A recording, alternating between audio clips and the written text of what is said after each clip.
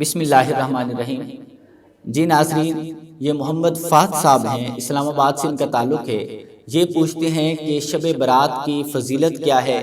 کیا شب برات کی واقعی قرآن و حدیث کے اندر کوئی فضیلت آئی ہے یا نہیں آئی؟ کیونکہ یہ کہتے ہیں کہ کافی سارے علماء کرام یا کافی سارے اسکالر ہم نے سنے جو اس کا بالکل انکار کرتے ہیں۔ جی میرے بھائی، اس کا جواب یہ ہے کہ شب برات کی احادیث مبارک میں فضیلت آئی ہے۔ وہ کچھ سکولر یا کچھ اگر آپ نے ایسا سنا ہے جو انکار کرتے ہیں تو ان کو اس بارے میں سوچنا چاہیے، کیونکہ قرآن و حدیث پاک کے اندر بالخصوص اس کی فضیلت جو ہے وہ آئی ہے۔ حدیث پاک جامع ترمذی میں موجود ہے۔ حضرت سیدہ عائشہ الصدیقہ رضی اللہ تعالی عنہ آپ بیان فرماتی ہیں کہ 15ویں شعبان کی شب تھی، میں نے بستر مصطفیٰ پہ دیکھا تو حضور علیہ السلام تشریف فرما نہیں تھے۔ آپ بیان فرماتی ہیں میں آپ کے پیچھے گئی، آپ کے پیچھے دوڑ کے گئی۔ جب میں پیچھے گئی میں نے دیکھا کہ حضور علیہ السلام قبرستان میں موجود ہیں۔ میں نے آپ سے پوچھا یا رسول اللہ، آپ یہاں پر اس وقت رات کے اس پہر یہاں پر موجود ہیں؟ تو بیان فرماتے ہیں کہ حضور علیہ السلام نے فرمایا عائشہ، کیا تمہیں پتہ نہیں آج شعبان کی 15ویں شب ہے؟ آج کی رات اللہ تبارک و تعالیٰ آسمان دنیا پہ نزول فرماتا ہے اور اللہ تبارک و تعالیٰ کی رحمت جو ہے وہ پکار کے کہتی ہے کہ اے کوئی میرا بندہ ہے جو مجھ سے مغفرت طلب کرے تاکہ میں اس کی بخشش کر دوں۔ لہٰذا اس رات اللہ تبارک و تعالیٰ، حضور فرماتے ہیں اسی حدیث مبارک کا حصہ ہے، حضور فرماتے ہیں کہ اس رات اللہ تبارک و تعالیٰ قبیلہ بنو کلب کی بکریوں کے بالوں کے برابر جہنم سے وہ لوگ جو گناہگار ہیں ان کو آزاد کرتا ہے۔ لہٰذا اس رات کی فضیلت آئی ہے، اس رات کو ایسے خالی نہ سمجھیں، کیونکہ احادیث مبارک میں اس کی فضیلت آئی ہے۔ اس رات میں عبادات کا اہتمام کرنا، اس رات کو جاگنا، عبادت کرنا بہت اچھا ہے۔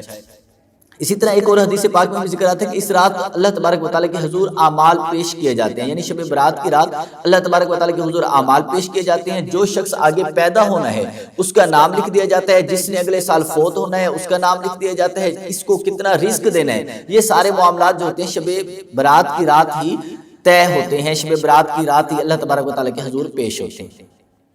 یہ اسی طرح سے عائشہ ہیں کراچی سے، یہ پوچھتی ہیں کہ کیا قبرستان میں جانا جائز ہے؟ جی میری بہن، جیسے میں نے ابھی حدیث پاک بیان کی کہ حضرت اسلام قبرستان میں 15ویں شعبان کی شب قبرستان میں تشریف لے گئے اور آپ کے ساتھ پیچھے حضرت سیدہ عائشہ الصدیقہ بھی تشریف لے گئی۔ تو اس حدیث پاک میں یہ واضح ہے کہ حضور علیہ السلام کا قبرستان میں جانا بھی ثابت ہے اور آپ کے پیچھے پھر حضرت سیدہ عائشہ الصدیقہ رضی اللہ تعالی عنہ کا بھی قبرستان میں جانا ثابت ہے۔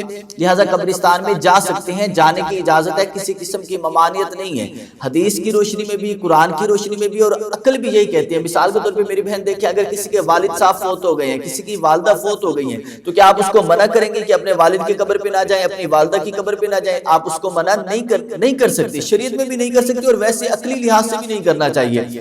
لیکن اس میں تھوڑے سے کچھ پہلو ہیں جن کا آپ کو خیال رکھنا چاہیے کہ قبرستان میں جب آپ جائیں، خاص طور پہ عورتیں جو ہیں وہ بناؤ سنگھار کر کے نہ جائیں، پردے کی حالت میں جائیں۔